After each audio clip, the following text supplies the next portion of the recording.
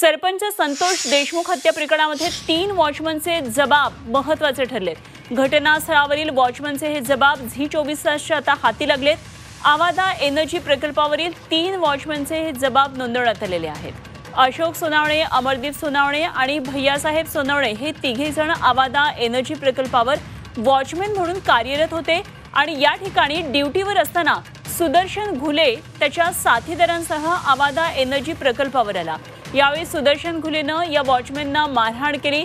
जातीवाचक शिवीगाळ केल्यानं या प्रकरणामध्ये अॅट्रॉसिटी ॲक्ट प्रमाणे गुन्हा दाखल केलेला नोंदवलेला आहे। आवादा एनर्जी प्रकल्पाचे मॅनेजर शिवाजी थोपटे यांना सुदर्शन घुले आणि त्याच्या साथीदारांना याच वॉचमॅन समोर 2 कोटी रुपयांची खंडणी मागितली आणि ही खंडणी नाही दिली तर कंपनी बंद करा अशी धमकी सुद्धा दिलेली होती। हे भांडण सोडवण्यासाठी सरपंच संतोष देशमुख या ठिकाणी पोहोचले होते।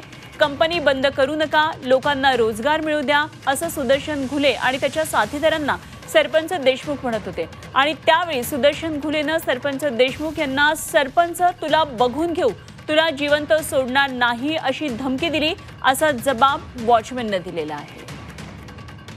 आणि या संदर्भात आणखी सविस्तर माहिती जाणून घेऊया। आमचे प्रतिनिधी विकास माने आपल्याबरोबर बीडमधून थेट जोडले गेलेत। विकास, ही मोठी बातमी आहे। सरपंच संतोष देशमुख हत्या प्रकरणात 3 वॉचमॅनचे जबाब आहेत जे महत्त्वाचे ठरलेत आणि या तिन्ही वॉचमॅनचे जबाब आपल्या हाती लागलेत। झी 24 तासच्या काय नेमके तपशील येत आहेत?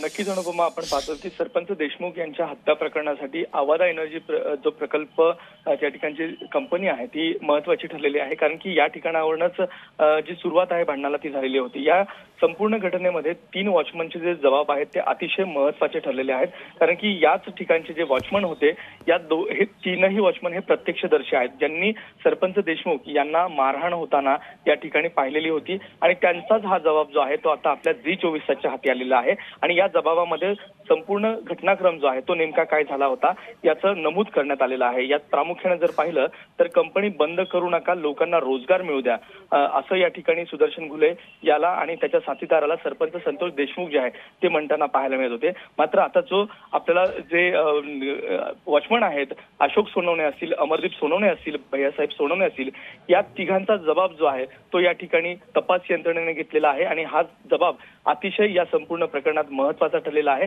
कारण की ही घटना ज्या ठिकाणी सुरुवात झालेली होती, देशमुख यांची हत्या या ठिकाणाच्याच कारणावरून झालेली होती, त्यामुळे हे जबाब जे आहेत ते अतिशय महत्त्वाचे ठरलेले आहेत।